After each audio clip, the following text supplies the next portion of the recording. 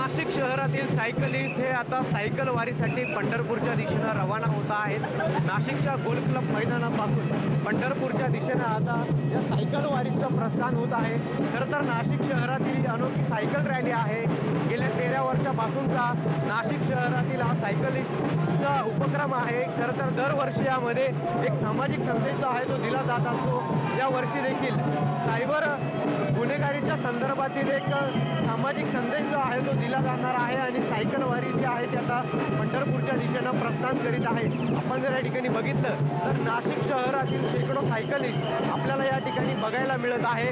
वाजत गाजत या ठिकाणावरून त्यांचं पंढरपूरच्या दिशेने आता प्रस्थान झालेलं आहे।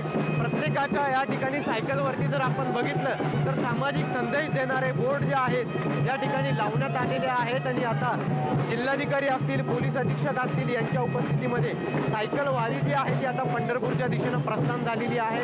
आपण काही सायकलिस्ट जे वारकरी आहेत त्यांच्याशी बोलण्याचा प्रयत्न करत पंढरपूरच्या दिशेने रवाना झाले आहेत। काय सांगाल? खूप आनंदाची गोष्ट आहे। आम्ही प्रत्येक वर्षी दरवर्षी पंढरपूर वारीला सायकलने जात असतो।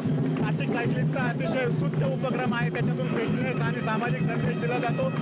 We are very happy. किती दिवसात पोहोचता? शनिवारी आज निघून पहिला दिवस नगरला मुक्काम असतो, दुसऱ्या दिवशी टेंभुर्णी आणि रविवारी सकाळी आम्ही पंढरपूरला पोहोचतो। नक्कीच आपण जर बघितलं तर मोठा उत्साह हा सायकलिस्टमध्ये आपल्याला बघायला मिळत आहे।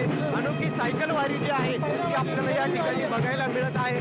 13 वर्षांपासून हा उपक्रम जो आहे तो नाशिकमध्ये राबवला जात आहे आणि आता नाशिकमधील ही सायकल वारी पंढरपूरच्या दिशेने प्रस्थान झाली आहे। पवन येवले, TV9 मराठी, नाशिक।